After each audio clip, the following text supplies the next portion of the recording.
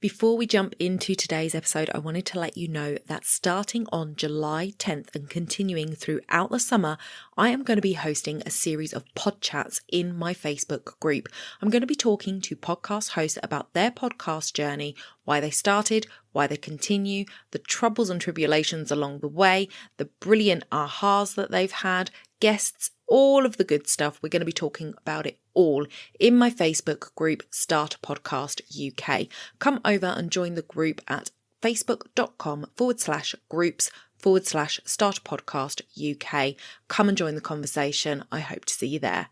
You're listening to the Mindset and Action Podcast, the place to be to grow and streamline your business. I'm your host, Donna Eade. Let's jump into the show.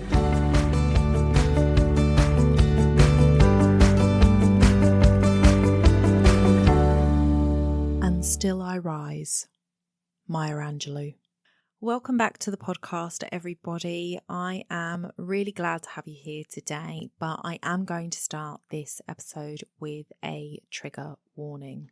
So normally on this podcast, we are talking growing and streamlining your business. We're talking audience building, productivity. That's what we do on this podcast. But I also like to bring in other guest experts to talk about things that are slightly off-piste, but relate to us being able to do these things. So many of you will remember me having Tanessa Shears on not long ago, talking about sleep and how sleep affects our bodies and how we can be productive. I had Catherine and Julie from the Far Too Fabulous podcast come on and talk to us about stress and how our eating habits and our exercise habits have a huge impact on our stress levels and how we are able to cope with those in our businesses. So there is a lot of connection with everything that we do that affects our bodies that then has an impact on our business, especially if we're solopreneurs. We're not a group of people that are making a business work. We are one person, and whatever's affecting that engine is going to come out in the business. So today I'm going to be talking about my mental health journey. So if you are somebody who is maybe not quite in a place to deal with other people's stories right now, this might not be the episode for you. I'm sending you lots of love. If you need support, please reach out to somebody, preferably somebody who is close to you and understands you. If not a therapist, doctor, mental health expert, please reach out to somebody. There are people out there who can help. And I will have some links in the show notes to helplines that might be able to help you as well. Okay, so as I was saying, this is going to be a hard episode for me to do because it is very vulnerable to talk about your mental health. But I also think it's really important that we understand that there are people out there that are going through similar things to us. Nobody can ever say that they have walked in your shoes. I'm certain that nobody can say that they've walked in my shoes, but you know, it's one of those things, and I always feel like when you share it, it offers other people that opportunity to know that they're not alone, and it also offers people the opportunity to have a little bit more understanding for you. Now, I'm big on empathy. I am a huge empath, which means that I have to protect my energy a lot. I'm also an introvert, so I have to protect myself a lot from other people's feelings and thoughts and things like that. So if you are one of those people, I completely understand if this episode isn't going to be something that you can deal with. I'm quite happy for you to skip this one and come back for some more business related stuff next week. But I think it's an important conversation to have. And although we are now outside of Mental Health Awareness Month, I think we all need to be aware at all times that we just don't know what somebody else is going through. Behind closed doors can be completely different to what they show on social media. So it's very hard for us when people aren't openly transparent about what they're going through. And it's, you know, to be fair, it's nobody else's business. They don't have to tell us what's going on. But we make judgments and we react to people based on what we're seeing. So if all over social media somebody is showing themselves to be really put together, really on the ball, like with it, action taking, like really on it, and then you send them an email and they don't respond to you for 4 days, and then you follow up and you still don't get a response, you're instantly going to have this reaction of, hello, am I not important to you? I've sent you a message, I want to work with you, and you've not responded.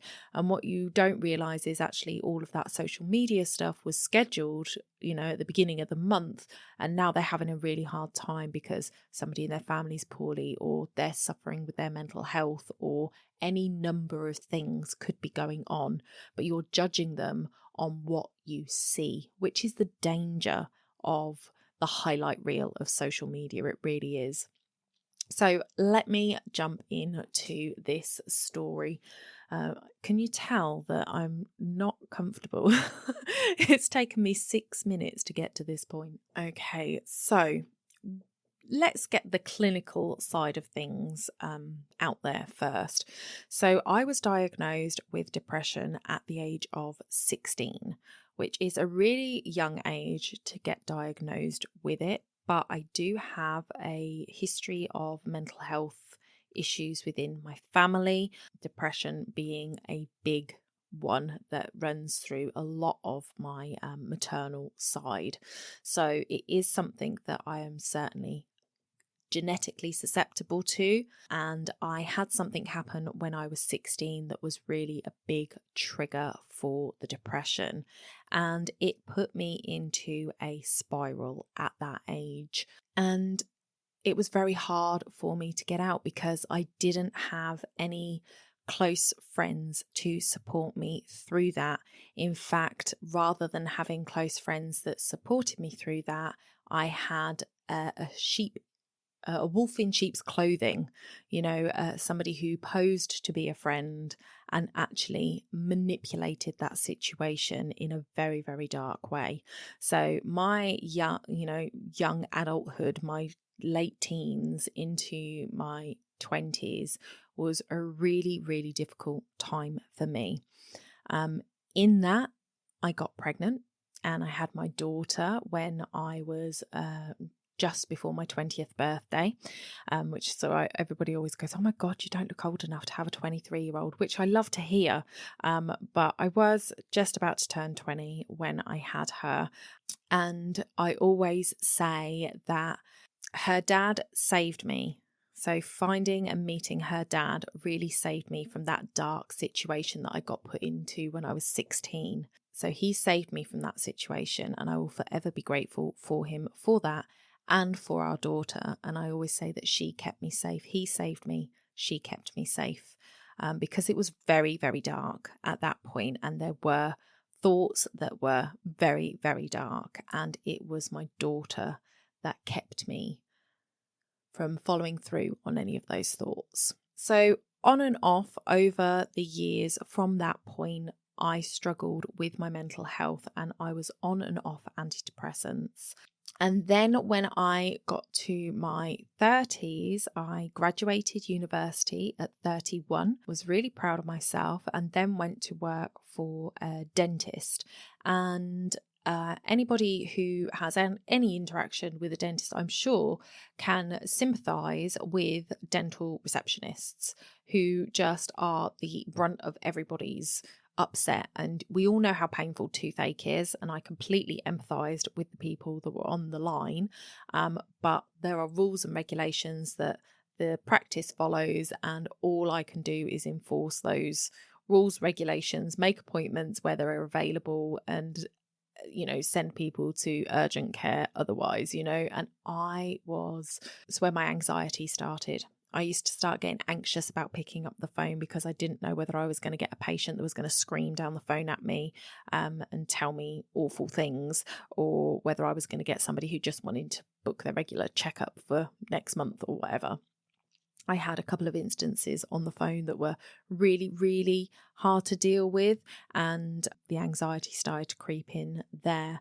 And then I started to work for my last paid employment, and the anxiety really kicked in there to the point where I was anxious to get up and go to work in the morning. I had 3 weeks off with anxiety, and the depression came back as well on and off over that time. So it's been something that has really impacted me through my working life, through my sort of early adulthood there. And then we come on to, I said earlier that I'm an empath and an introvert, which obviously impacts on that. So I'm somebody who doesn't watch the news, and a lot of people say, oh gosh, that's really ignorant. And what do you mean you don't read the news? I can't handle it. For me, it's bad enough seeing people in my own sphere suffering for any reason without kind of taking on the world's suffering. I empathize so much with those people, but I can't have it in my field of vision because it negatively impacts my mental health. And when my mental health isn't the strongest anyway, it's a dangerous place for me to be. So I can't take that on.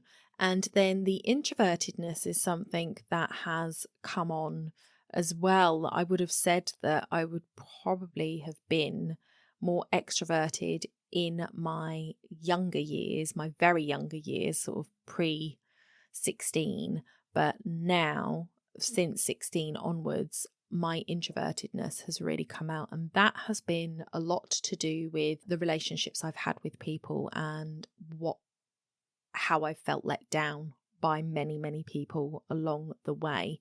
And it has just made me sort of close off to that and made me feel much more safer being at home. And I feel the energy shift when I'm around a lot of people. And I always say that me and my partner are kind of the polar opposites. I'm an introverted extrovert and he's an extroverted introvert. So we present as the opposite of what we are. So if somebody talks to me and I tell them I'm an introvert and I've been talking to them for a few hours, they will probably say they're surprised to hear that because I'm quite bubbly, I'm quite loud, I have quite a chatterbox. I've always been a chatterbox, so they see that as quite extroverted. And my other half is very, very quiet.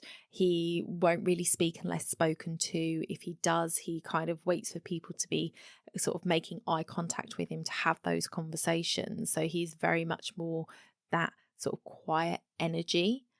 But he thrives on being around other people and being out in those kind of scenarios. Like before we got together, he was dancing 7 nights a week, every week, because he just loved being around people and dancing, obviously.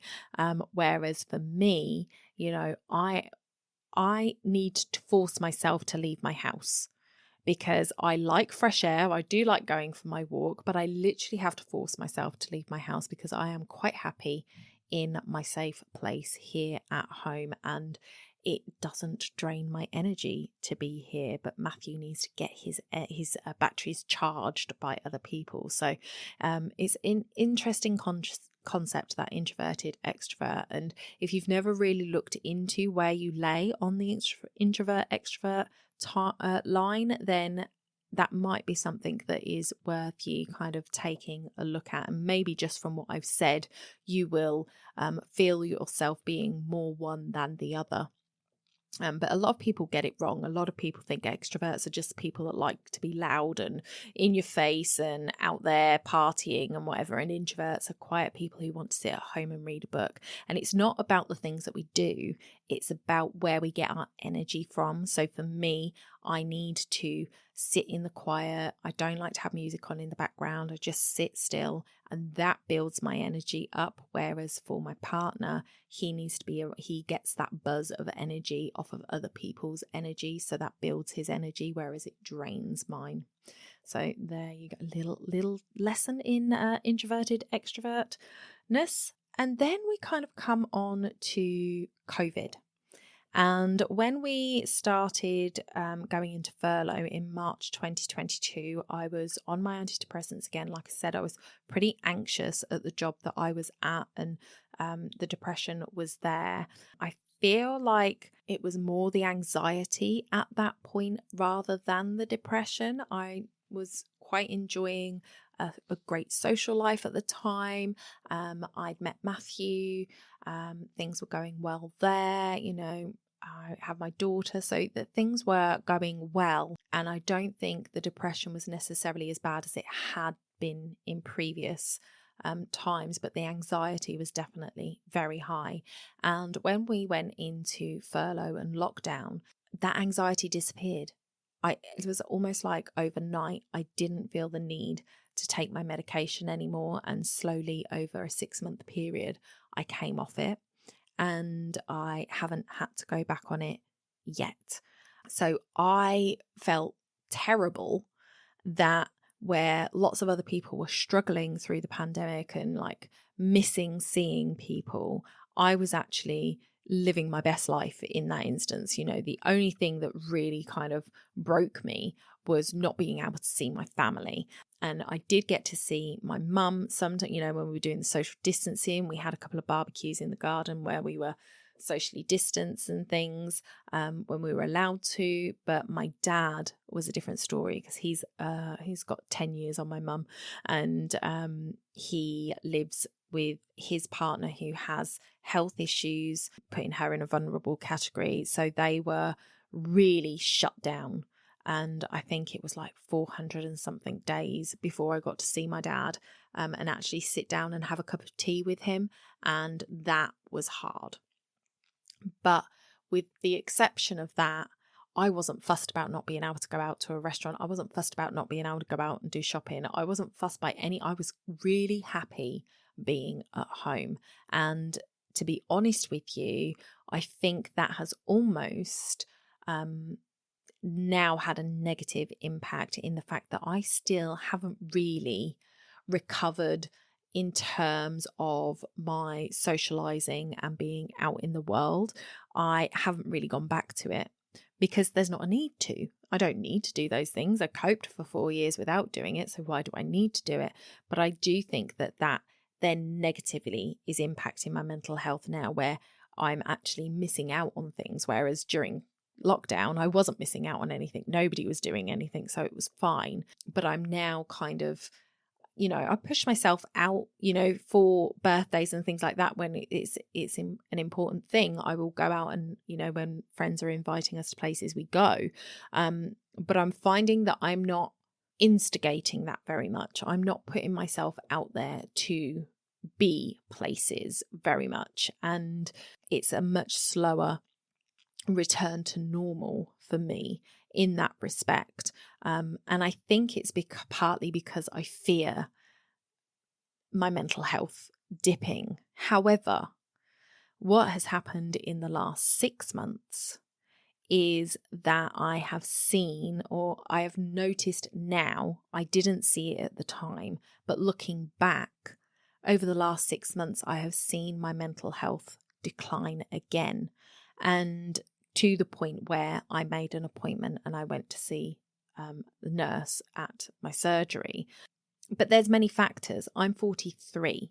And so perimenopause is a huge factor in the fact that if my hormones aren't balanced, then that could be affecting my mental health. Also, circumstances can affect it. So there is what they call the clinical depression, which is an imbalance in your brain of the chemicals that should be where they should be. And then there's situational depression, which is, when you lose a job, lose a loved one, all of these things happen all at once, and all of a sudden you can't get out of bed and you just can't put one foot in front of the other. And it's because of what's going on around you rather than necessarily a chemical imbalance. But people can have both. And that's what where I sit. Like, there's that chemical imbalance, which, after I've been on medication for a long time, it kind of balances itself out and we're good. And then if I'm eating healthy and doing all the right things, I maintain that.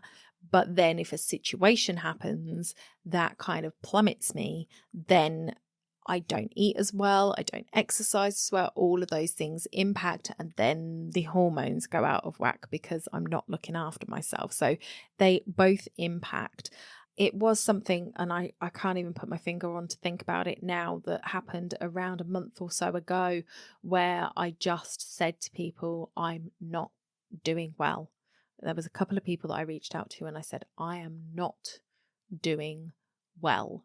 And I don't really know why. I couldn't really put my finger on the reason for it. It wasn't like there was anything drastic that had happened or changed.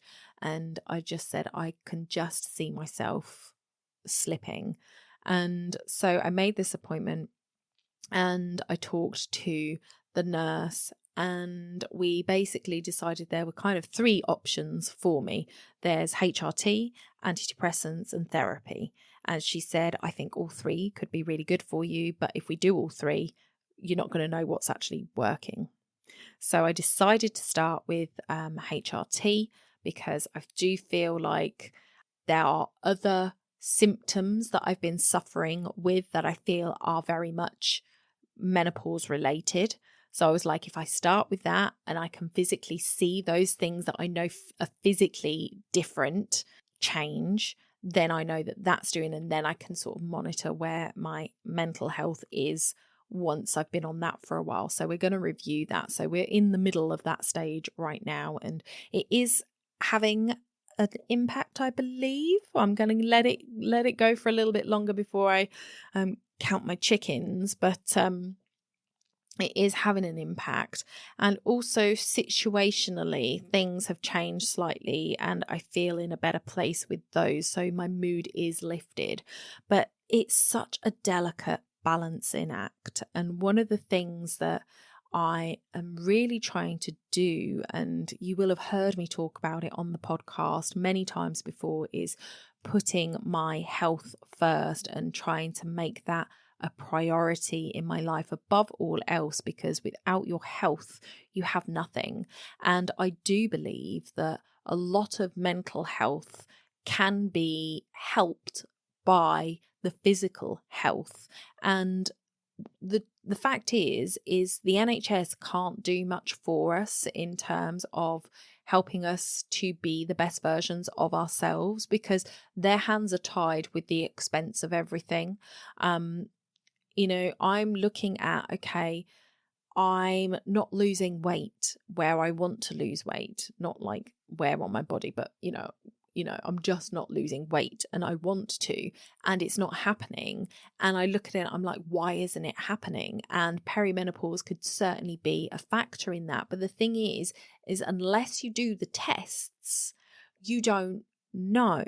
So you don't know if you're in perimenopause, you don't know if your hormones are out of whack, you don't know what's going on in your gut, you don't know, what your kidney levels are like, you don't know all of this internal stuff about your body. And you could try this, you could try that, and maybe it works, maybe it doesn't, and maybe you try something else, but it's all this trial and error to try and fix something, which is all taking time because you have to give these things time to work in the first place. Meanwhile, whatever is affecting you could be dragging you further down. And it just is crazy to me that we don't have access to these things. Now, we do have access if we can afford to pay for them. And unfortunately, that's where the discrepancy lies, because a lot of us just can't afford to spend that money. But to me, it's, can I afford not to? And that's where it really lies. And it is where we put our priorities. Like, I would rather not go abroad this year and find out whether my gut is actually helping or hindering me right now, because that's going to impact me long term. A holiday is going to give me, a week of bliss, and then you come back and it's like, oh, I want to go on holiday again. So it's where your priorities lie. And for me, I've decided that my health has got to be first on the priority list. So I'm actually going to be going through doing some of these tests. And if it's something you're interested in and you want me to kind of document it, talk about it, maybe I'll do it as a YouTube video on the YouTube channel where this podcast sits, rather than putting it on the podcast, because I don't want to take away from what our podcast main thing is. But maybe I will document it as a YouTube video, so that'd be something extra on the YouTube channel that you could go and watch if you're interested. So, you know, there is a link below that says text me. If you text me and say I'm interested in the journey, and I get enough people that are interested, then I will look to document my journey with it, and share that with you, what it's like. Because, you know, part of me thinks, are all these things just in my head? You know, is it just a psychological block that is keeping me the weight that I am, that is keeping my skin not being as clear as I want it to be? Is it actually something that's a physical thing that I could change through nutrition or exercise? Or have I just really messed myself up somewhere along the line, and now the brain is just not letting it go? So it's a fascinating thing. Our bodies are a fascinating thing. But I do believe that my mental health will be impacted by the physical, you know, what I'm putting in my body, and what I am doing with my body will affect my mental health. I truly believe that. But the issue comes is when you are in that depressed state. You know, somebody said to me, you know, Donna, just do the thing. You know, it's going to make you feel better. Like, you know, do your skincare at night. You know, it's going to make you feel better. But when you are in that place where you feel so low, you can't even make yourself do it. You can't. It doesn't matter. It's just the last thing that you want to think about doing. And even trying to do it is like, it's not happening. And, you know, I think about the things that I will do for other people. It's easier when it's for somebody else. You know, I could get up early for somebody else if I had an appointment with them, but I can't get up early for myself to start working on my business, you know, and that's where the mental health impact comes in and is sort of stunting everything. So it's not been a great 6 months. And it has been a whole life journey almost for me. And I know there are people out there that have a history that will be similar to mine, where their depression started very young, or they had some sort of mental health issue when they were young, and it's something that they've had to deal with their entire lives. And there will be other people that have never been impacted by anything, but then COVID came along, and the impact of that created mental health issues for them that they weren't, you know, had never been triggered before. And, you know, maybe you've recovered from that, maybe you haven't, or maybe it's something that got better and then something else might trigger it again, and you might feel that situation right now. You know, whatever your situation is, mental health is just as important as your physical health. It really, really is. And the only way that you can do something about it is to talk to somebody about it. Whether they can help you or whether they can send you to somebody who can help you, whether you end up with medication, whatever it is, it has to start with you talking to somebody about it. Because if you don't talk to somebody about it, nobody can help you. And when you're feeling that low, it is so, so hard to help yourself. So I'm sorry it may have been a bit of a downer episode, guys, but I thought it was really, really important to talk about where I have been, because you have seen that, you know, even though the podcast has come out every week, I have spoken on episodes previously that I was behind with my batching, that I was struggling to get an episode out, that I was lastminute.com, all of that. And all of that has been the impact of my mental health decreasing over the last 6 months, which kind of led me to this point about a month or so ago where I was just like, I need to do something. Like I just hadn't seen it. And because I'm not out there in the world so much because of my introvertedness, nobody had really picked up on it and said to me, are you okay either? Because they only see the highlights on social media. You know, there's not many people that get to see me on a day-to-day basis. And my other half, he gets to see me on a day-to-day basis. But in fairness, he goes to work all day. He comes home, he's knackered, he's tired. What do? We sit and we watch TV or whatever in the evening. And I'm either in here still working or I'm watching TV with him. But we haven't really had conversations about it. So it wasn't until I sort of said to him, and I said to a friend of mine, that I'm not doing good, that I was actually really able to reflect and see that actually I haven't been good for about 6 months. It's been getting worse. So please reach out to somebody if you need to. Like I said, I will leave some links in the description, but I feel like it's really good to reach out to people who know you, know your history, your own GP if you don't feel that you can talk to your family and friends. So that's it for today, guys. Take care of yourselves. Do something today that is good for your mental health, whether it is getting outside and getting some vitamin D on your skin if the sun is shining, because, you know, it's supposed to be summer. Whether that is taking 10 minutes just to sit down with a cup of tea and read a book, you know, whatever it is, promise me that you will just take 10 minutes, whether it's right now at the end of this episode or whether it is sometime in today. Take 10 minutes to give yourself a little mental health break, and share with me your mental health break on social media over on Instagram, or come and join my group, Start a Podcast UK on Facebook. I will link that below. If you come and join the group, you can share there. It's a much smaller group. It's not going out to everybody, and you can just share a picture of whatever it is you decide to do, whether it's the park that you walk in or a book that you're reading. I would really love to see that. So next week we are back to business as usual. I will see you then. Thank you so much for listening. Bye for now.